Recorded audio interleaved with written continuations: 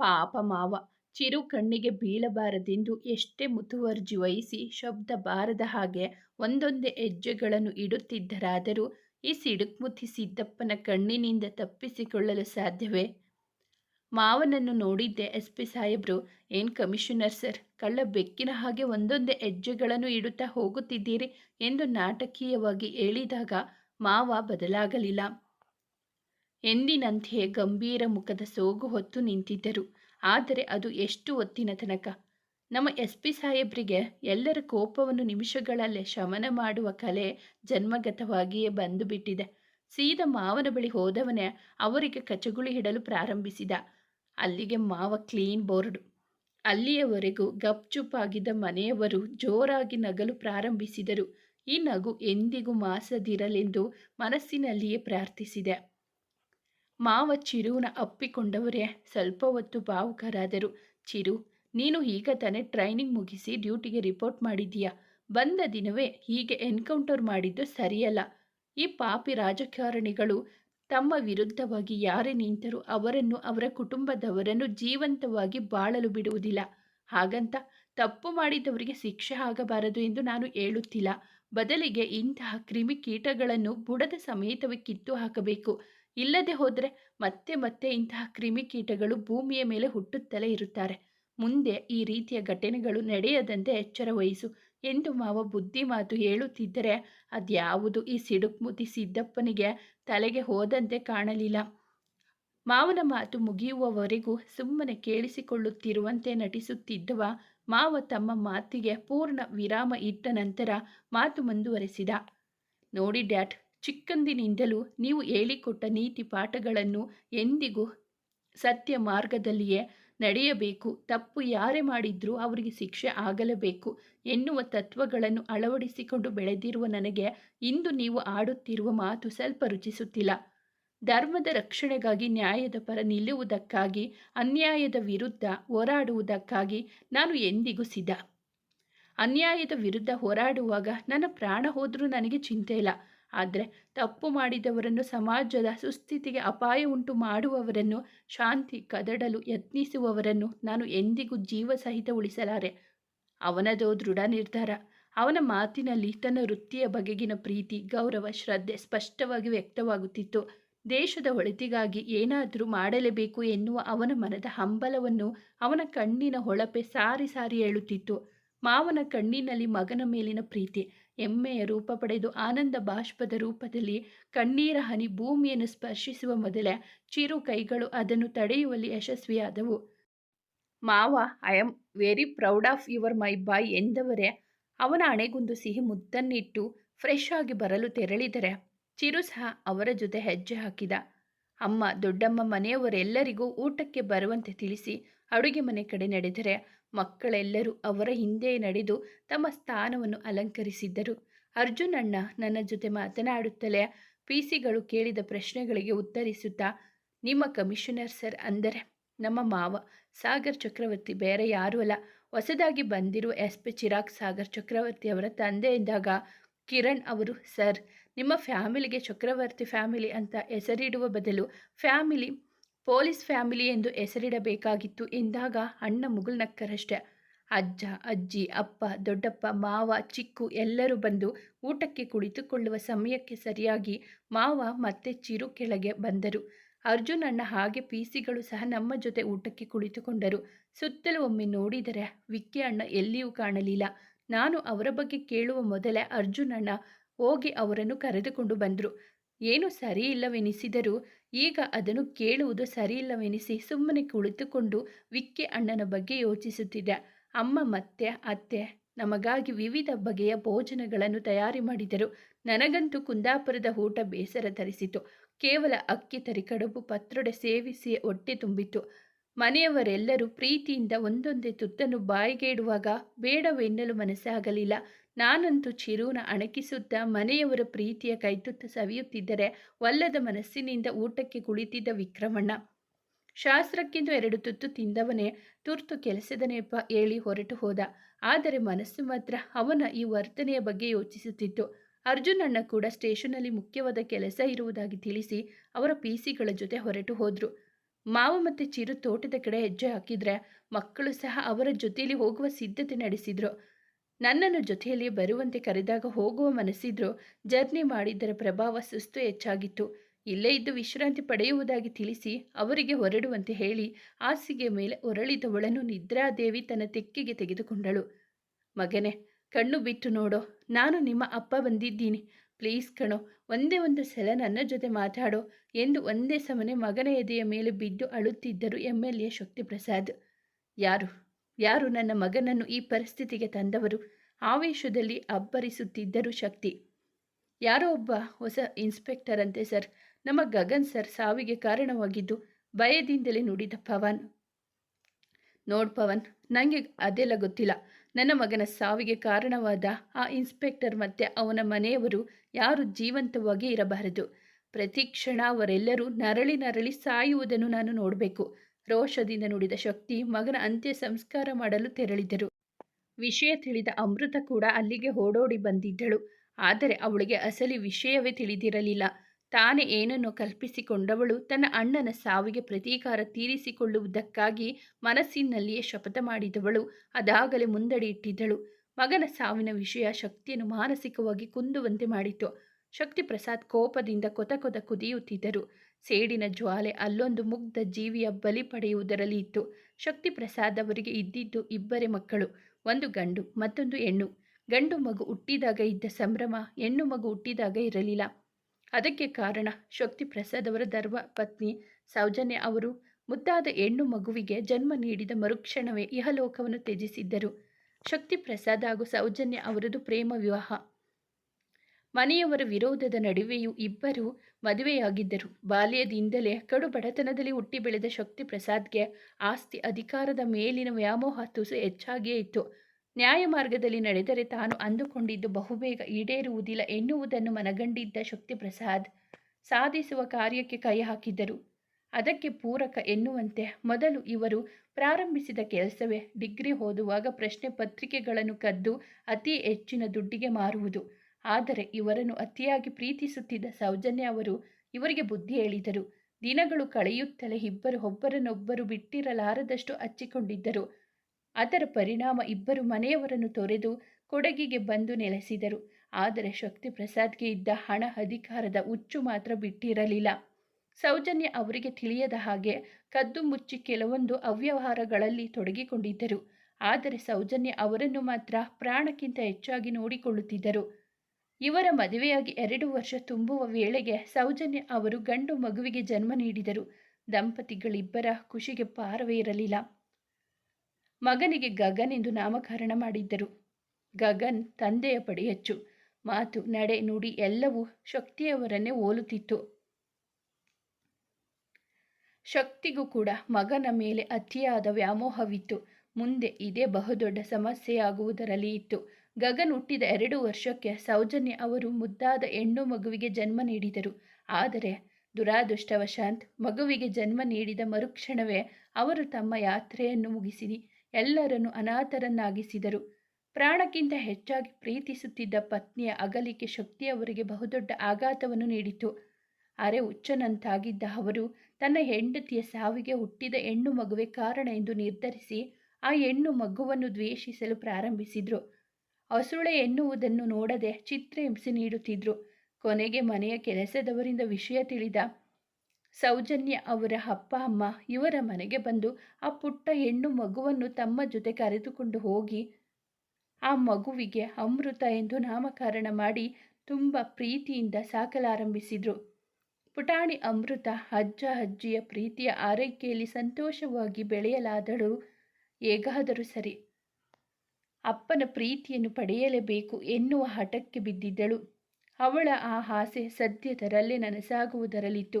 ಸೌಜನ್ಯ ಅವರು ಮರಣವನ್ನಪ್ಪಿದ ಅದಾಗಲೇ 20 ವರ್ಷಗಳ ಕಳೆದಿದ್ದವು.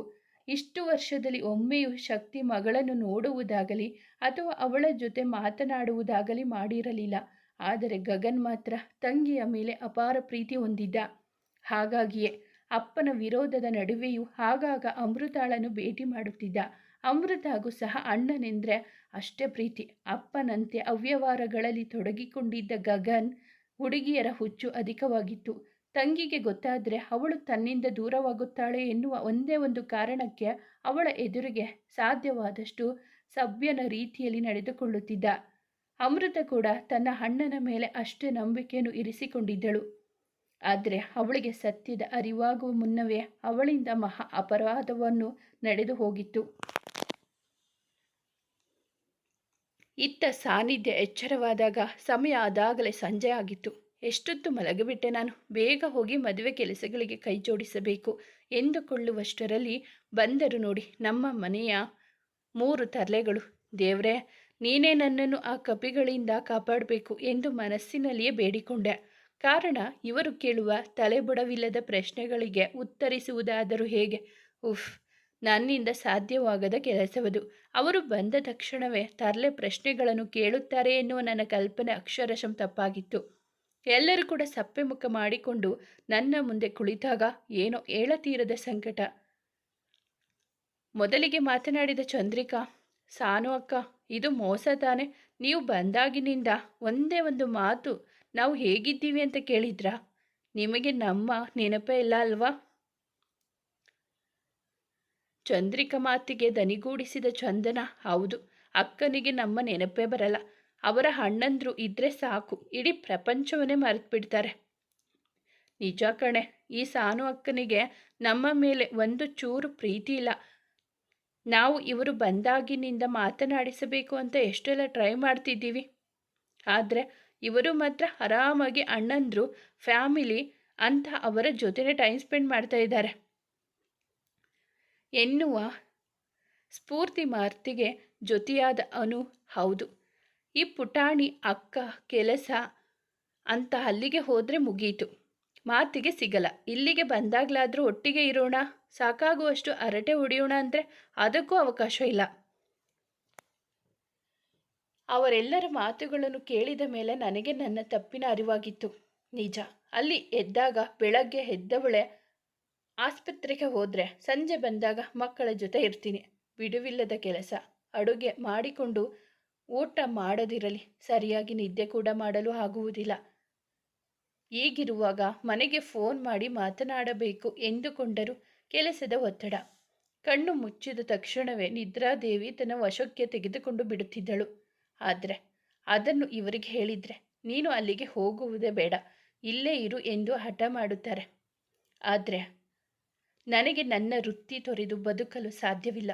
ಹಾಗಂತ ಮನೆಯವರೊಂದಿಗೆ ಮಾತನಾಡದೇ ಇರುವುದಕ್ಕೂ ಸಾಧ್ಯವಿಲ್ಲ.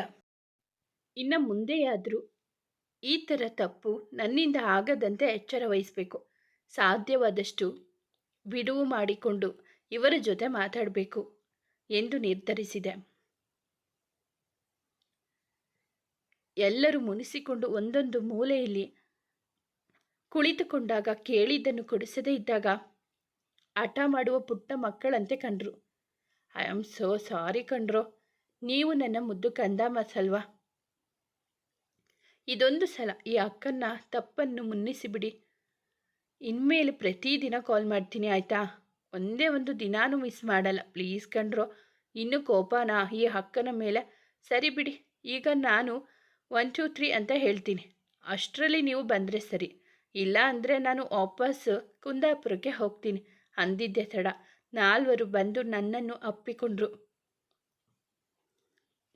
ಎಲ್ಲರೂ ಒಟ್ಟಿಗೆ ಲವ್ ಯು ಅಕ್ಕ, ಲವ್ ಯು ಸೋ ಮಚ್ ಕಂದಮ್ಮಸ್ ಎಂದವಳೆ ಇವರನ್ನು ಬಿಟ್ಟರೆ ಹೀಗೆ ಅಳ್ತಾ ಇರ್ತಾರೆ ಎನಿಸಿ, ಸರಿ ಸರಿ, ಈಗ ನೀವೆಲ್ಲರೂ ಅಳುವುದನ್ನು ನಿಲ್ಲಿಸಿದರೆ ಮಾತ್ರ ನಿಮಗಾಗಿ ತಂದಿರೋ ಗಿಫ್ಟ್ ಕೊಡ್ತೀನಿ, ಇಲ್ಲ ಅಂದರೆ ಇಲ್ಲ.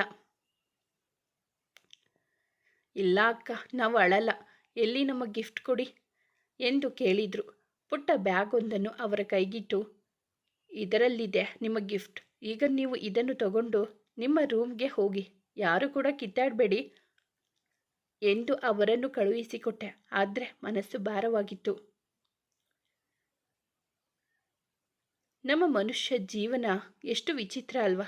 ದುಡಿಮೆಯ ಬೆನ್ನೆತ್ತಿ ನಮ್ಮನ್ನು ನಾವು ಮರೆಯುವುದರ ಜೊತೆಗೆ ತಮ್ಮವರನ್ನು ಸಹ ಮರೆತು ಕೇವಲ ಮಷನ್ಗಳಂತೆ ಜೀವನ ನಡೆಸುತ್ತಾವೆ. ಅಲ್ಲಿ ಯಾರ ಭಾವನೆಗಳಿಗೂ ಬೆಲೆ ಇರುವುದಿಲ್ಲ. ದುಡಿಮೆಯೇ ಜೀವನ ಅಲ್ಲ, ಬದುಕುವುದಕ್ಕಾಗಿ ದುಡಿಯಬೇಕು ಹೊರತು ದುಡಿಯುವುದಕ್ಕಾಗಿಯೇ ಬದುಕುವಂತಾಗಬಾರದು. ಎಷ್ಟು ದುಡಿದರೂ ಏನು ಪ್ರಯೋಜನ? ಮನಸ್ಸಿನ ಭಾವನೆಗಳನ್ನು ಹೇಳಿಕೊಳ್ಳಲು, ಜೊತೆಯಾಗಿ ಕಾಲ ಕಳೆಯಲು ನಮ್ಮ ಕುಟುಂಬದವರೇ ನಮ್ಮ ಜೊತೆ ಇಲ್ಲವೆಂದಾಗ ನನ್ನೆಲ್ಲ ಯೋಚನೆಗಳಿಗೆ ವಿರಾಮ ನೀಡಿ ಕೆಳಗೆ ಬಂದೆ. ಮನೆಯ ತುಂಬೆಲ್ಲ ಮದುವೆಯ ಸಡಗರ, ಸಂಭ್ರಮ ಮನೆ ಮಾಡಿತ್ತು. ಎಲ್ಲರೂ ಖುಷಿ ಖುಷಿಯಿಂದ ಓಡಾಡುತ್ತಿದ್ದರೆ ಅದನ್ನು ನೋಡುವುದೇ ಕಣ್ಣಿಗೆ ಒಂದು ರೀತಿಯ ಹಬ್ಬ. ಇಡೀ ಮನೆಯೇ ಮದುಮಗಳಂತೆ ಕಂಗೊಳಿಸುತ್ತಿತ್ತು. ಆದರೆ ನಮ್ಮ ಮದುಮಗನೇ ಎಲ್ಲಿಯೂ ಕಾಣಲಿಲ್ಲ. ಅವರನ್ನು ಅರಸುತ್ತಾ ಟೆರೆಸ್ಗೆ ತೆರಳಿದ ನನಗೆ ಕಂಡಿದ್ದು ಕೈಕಟ್ಟಿಕೊಂಡು ಎತ್ತಲೋ ದೃಷ್ಟಿ ಹರಿಸಿದ ಅಣ್ಣ. ಅತ್ಯಂತ ನೋವಿನಿಂದಲೇ ಪ್ರೀತಿಯ ಮಗನ ಅಂತ್ಯ ಸಂಸ್ಕಾರ ಮಾಡಿ ಬಂದವರ ಮನಸ್ಸಿಗೆ ಕೋಪ ಮಾತ್ರ ಆರಿರಲಿಲ್ಲ. ಬಲಿ ತೆಗೆದುಕೊಳ್ಳದೆ ಸೇಡಿನ ಜ್ವಾಲೆ ಆರುವುದಾದರೂ ಹೇಗೆ? ಮಗನ ಸಾವಿಗೆ ಪ್ರತೀಕಾರ ತೀರಿಸಿಕೊಳ್ಳಲು ಬಹುದೊಡ್ಡ ಒಂದು ಸಂಚನೆ ರೂಪಿಸಲಾಗಿತ್ತು. ಪಾಪ, ಇದರ ಅರಿವೇ ಇಲ್ಲದವರು ಮದುವೆ ಸಂಭ್ರಮದಲ್ಲಿ ಮೈಮರೆತಿದ್ದರು. ಮಗನನ್ನು ಕಳೆದುಕೊಂಡ ನಂತರವೂ ಶಕ್ತಿ ಪ್ರಸಾದ್ಗೆ ತನಗೆ ಒಬ್ಬಳು ಮಗಳಿದ್ದಾಳೆ ಎನ್ನುವ ನೆನಪು ಕೂಡ ಆಗಲಿಲ್ಲ. ತಂದೆಯ ಪ್ರೀತಿಗಾಗಿ ಪರಿತಪಿಸುತ್ತಿದ್ದ ಅಮೃತ ತಂದೆಯ ನಿರ್ಲಕ್ಷ್ಯವನ್ನು ಸಹಿಸಲಾಗದೆ ಮೂಕವಾಗಿ ರೋಧಿಸುತ್ತಿದ್ದಳು. ಅಣ್ಣನ ಕಾರ್ಯವನ್ನು ಮುಗಿಸಿ ಅಲ್ಲಿಂದ ಹೊರಟು ಬಂದಿದ್ದಳು. ಮಗಳ ಮದುವೆಯನ್ನು ಕಣ್ತುಂಬಿಕೊಳ್ಳಲು ಸಾಧ್ಯವಾಗಲಿಲ್ಲವಲ್ಲ ಎನ್ನುವ ಕೊರಗು ಇದ್ದರು. ಮೊಮ್ಮಗಳ ಮದುವೆ ಮಾಡಲು ಅತ್ಯಂತ ಉತ್ಸಾಹಕರಾಗಿದ್ದರು ಹಿರಿಯ ಜೀವಗಳಾದ ವೆಂಕಟನಾಥ್ ಮತ್ತು ಲಕ್ಷ್ಮಿ ದಂಪತಿಗಳು. ಅವರಿಗೆ ಮೊಮ್ಮಗನ ಸಾವು ನೋವು ಕೊಡಲಿಲ್ಲ, ಬದಲಿಗೆ ಹೆಚ್ಚಿನ ಸಂತೋಷವನ್ನೇ ಕೊಟ್ಟಿತು. ಸೂತಕದ ಮನೆಯಾಗಬೇಕಿದ್ದ ಮನೆಯಲ್ಲಿ ಮದುವೆಯ ಸಂಭ್ರಮ ನೆಲೆಸಿತ್ತು. ಪುಟ್ಟದಾದ ಮನೆಯಲ್ಲಿ ಮದುವೆಯ ತಯಾರಿ ಭರ್ಜರಿಯಾಗಿ ಸಾಗಿತ್ತು.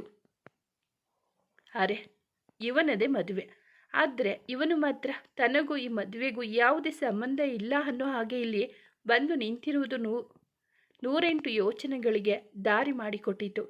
ಪ್ರತಿಯೊಬ್ಬರಿಗೂ ತಮ್ಮ ಮದುವೆ ಬಗ್ಗೆ ಎಷ್ಟೆಲ್ಲ ಆಸೆ ಕನಸುಗಳು ಇರ್ತವೆ, ಎಷ್ಟೆಲ್ಲ ಸಂಭ್ರಮದಿಂದ ಪ್ರತಿಕ್ಷಣಗಳನ್ನು ಅನುಭವಿಸುತ್ತಾರೆ. ಆದರೆ ಆ ಖುಷಿ ಅಣ್ಣನ ಮುಖದಲ್ಲಿ ನನಗೆ ಕಾಣಿಸಲಿಲ್ಲ. ತನ್ನದೇ ಮದುವೆ ಎನ್ನುವ ಖುಷಿ ಮಾಯವಾಗಿತ್ತು. ಅಣ್ಣ ಬೇಜಾರಿನಲ್ಲಿರುವುದು ಮನಸ್ಸಿಗೇಕೋ ಹಿಡಿಸಲಿಲ್ಲ. ನಿಧಾನವಾಗಿ ಅಣ್ಣನ ಬಳಿ ಸಾಗಿ ಹೆಗಲ ಮೇಲೆ ಕೈ ಹಾಕಿದೆ. ಬಹುಶಃ ಅಣ್ಣನಿಗೆ ಬಂದಿರುವುದು ನಾನೇ ಅಂತ ತಿಳಿದಿರಬೇಕು. ಪುಟಾಣಿ, ಜರ್ನಿ ಮಾಡಿ ಸುಸ್ತಾಗಿರುತ್ತೆ, ಹೋಗು ಮಲಗಿ ರೆಸ್ಟ್ ಮಾಡು ಎಂದೇಳಿ ನನ್ನನ್ನು ಅಲ್ಲಿಂದ ಕಳಿಸುವ ವ್ಯರ್ಥ ಪ್ರಯತ್ನ ಮಾಡಿ ಸೋತು ಹೋದ. ಅಣ್ಣ, ಯಾಕೋ, ಏನಾಯಿತು? ಮದುವೆ ನಿನಗೆ ಇಷ್ಟ ಇಲ್ವಾ? ಮನೆಯವರ ಒತ್ತಾಯಕ್ಕೇನಾದರೂ ಮದುವೆ ಆಗ್ತಾ ಇದೆಯಾ? ಅಥವಾ ನೀನು ಬೇರೆ ಯಾರನ್ನಾದರೂ ಎಂದು ಮಾತು ಮುಂದುವರಿಸುವ ಮೊದಲೇ ನನ್ನ ಮಾತು ತಡೆದ ಅಣ್ಣ.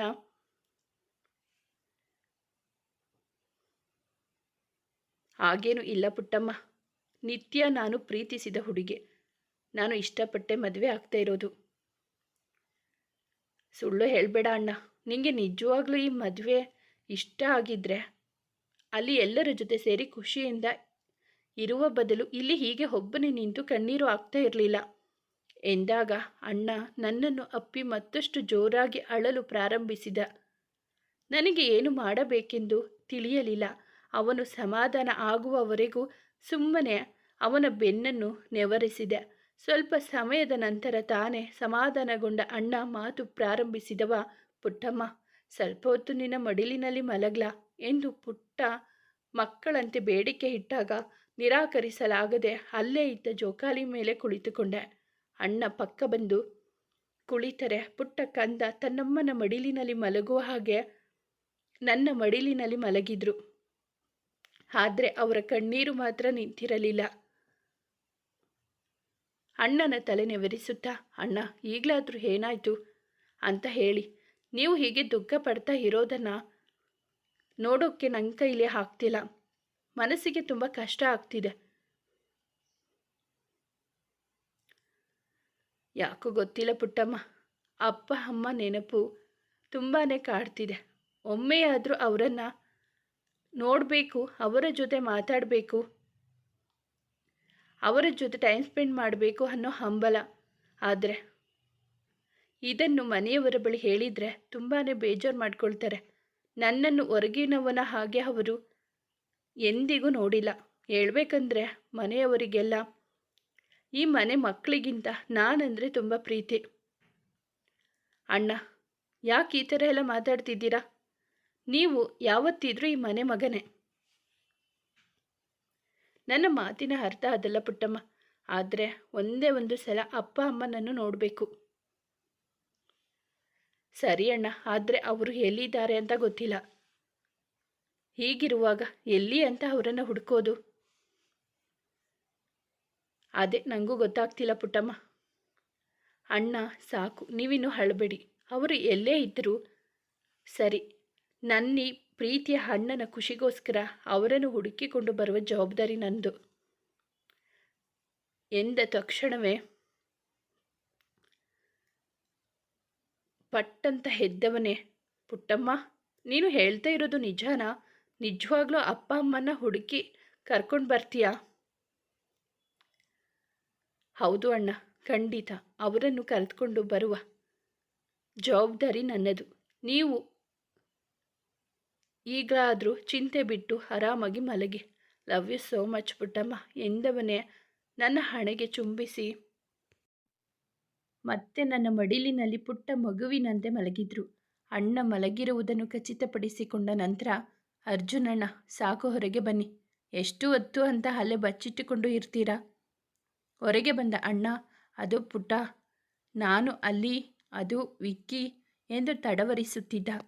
ಅಯ್ಯೋ ಅಣ್ಣ, ನೀನು ಏನು ಹೇಳಬೇಕು ಅಂತ ಇದೆಯಾ ಅದನ್ನು ಸರಿಯಾಗಿ ಹೇಳು. ಅದು ಬಿಟ್ಟು ಸುತ್ತು ಬಳಸಿ ಏನೇನೋ ಹೇಳಬೇಡ. ಪುಟ್ಟಮ್ಮ, ಅದು ಈ ಮದುವೆ ನಿಶ್ಚಯ ಆದಾಗಿನಿಂದ ವಿಕ್ಕಿ ಯಾವಾಗಲೂ ಹೀಗೆ ಮಂಕಾಗಿರುತ್ತಿದ್ದ. ಯಾರು ಎಷ್ಟು ಕೇಳಿದರೂ ಅದರ ಬಗ್ಗೆ ಏನು ಹೇಳ್ತಾ ಇರಲಿಲ್ಲ. ಇದರ ಬಗ್ಗೆ ನಿತ್ಯ ಹತ್ತಿರ ಕೇಳಿದರೆ ಅವರು ಸಹ ನನಗೆ ಏನೂ ಗೊತ್ತಿಲ್ಲ, ನನ್ನ ಜೊತೆ ಕೂಡ ವಿಕ್ಕಿ ಸರಿಯಾಗಿ ಮಾತಾಡ್ತಿಲ್ಲ, ಆಫೀಸಲ್ಲೂ ಅಷ್ಟೇ ಯಾವಾಗಲೂ ಏನನ್ನೋ ಯೋಚನೆ ಮಾಡ್ತಾ ಇರ್ತಾರೆ ಅಂತ ಹೇಳಿದರು. ನನಗೂ ಸಾಕಾಗಿ ಹೋಗಿತ್ತು. ಅದಕ್ಕೆ 2 ದಿನದಿಂದ ಸರಿಯಾಗಿ ಮಾತಾಡಿಸ್ಲಿಲ್ಲ. ಆಗ್ಲಾದರೂ ನಿಜ ಹೇಳ್ತಾನೇನೋ ಅಂತ. ಆದರೆ ಅವನೋ ಮತ್ತದೇ ಮೌನಿ. ಆದರೆ ನನಗೆ ಒಂದಂತೂ ಗೊತ್ತಿತ್ತು, ಅವನು ನಿನ್ನಿಂದ ಏನನ್ನು ಮುಚ್ಚಿಡಲಾರ, ಎಲ್ಲವನ್ನು ಹೇಳುತ್ತಾನೆ ಅಂತ. ಅದಕ್ಕೆ ನಿನಗೆ ಆದಷ್ಟು ಬೇಗ ಬರೋದಕ್ಕೆ ಹೇಳಿದ್ದು. ಅಂದರೆ ನೀನು ನನ್ನ ಬರೋಕೆ ಹೇಳಿದ್ದು ನನ್ನ ಮೇಲಿನ ಪ್ರೀತಿಯಿಂದ ಅಲ್ಲ ಅಲ್ವಾ? ಯಾರಿಗೂ ಪ್ರೀತಿ ಇಲ್ಲ ನಾನು ಅಂದರೆ. ಸರಿ ಬಿಡು, ನಾನು ನಾಳೆನೇ ಊರಿಗೆ ಹೋಗ್ತೀನಿ. ಅಣ್ಣ ತಕ್ಷಣವೇ ನನ್ನ ಬಾಯಿ ಮೇಲೆ ಕೈ ಇಟ್ಟವರೇ, ಪ್ಲೀಸ್ ಕಣೋ, ಹಾಗೆಲ್ಲ ಹೇಳಬೇಡ. ಓದು, ಕೆಲಸ ಅಂತ ನೀನು ಇಷ್ಟು ವರ್ಷ ದೂರ ಇದ್ದಿದ್ದೆ ಸಾಕು. ಇನ್ಮೇಲೆ ಇಲ್ಲೇ ಇರ್ತೀನಿ ಅಂತ ಪ್ರಾಮಿಸ್ ಕೂಡ ಮಾಡಿದ್ದೀಯ, ನೆನಪಿರಲಿ.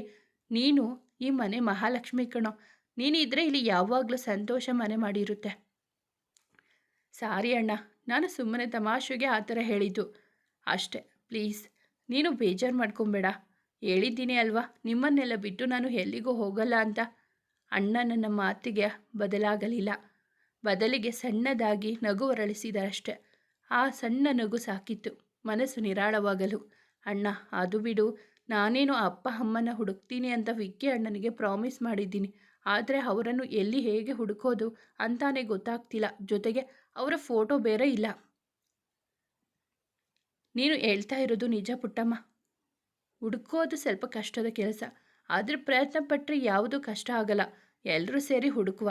ನಾನು ಚಿರುಗೂ ಹೇಳ್ತೀನಿ. ಅಯ್ಯೋ ಅಣ್ಣ, ಬೇಡ ಬೇಡ, ಹಾಗೆ ಮಾತ್ರ ಮಾಡಬೇಡ. ಯಾಕೋ ಪುಟ್ಟಮ್ಮ, ಚಿರುಗೆ ಹೇಳಿದರೆ ಅವನು ಕೂಡ ಹುಡುಕೋಕೆ ಸಹಾಯ ಮಾಡ್ತಾನೆ. ಆಗ ನಮ್ಮ ಕೆಲಸ ಇನ್ನೂ ಸುಲಭ ಆಗುತ್ತೆ. ಬೇಡ ಅಣ್ಣ, ಮೊದಲೇ ಅವನಿಗೆ 1000 ಟೆನ್ಷನ್ ಇರುತ್ತೆ, ಅದರ ಜೊತೆಗೆ ಇದು ಬೇರೆ.